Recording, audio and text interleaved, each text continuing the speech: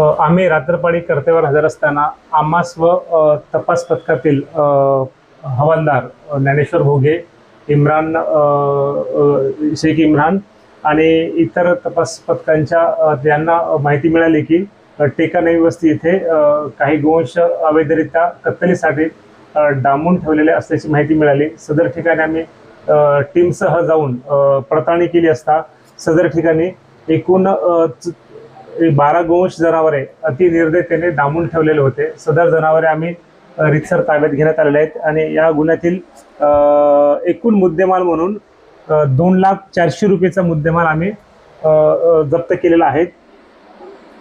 सदर कारवाई मधील आरोपीचे नाव आहेत मोहम्मद आबिद कुरेशी वल्द मोहम्मद असलम कुरेशी, वय 27 वर्ष, राहणार नवी वस्ती, अप्रोच किराणा स्टोअरच्या बाजूला, पोलीस ठाणे पाचपावली, नागपूर शहर असे आरोपीचे नाव आहे।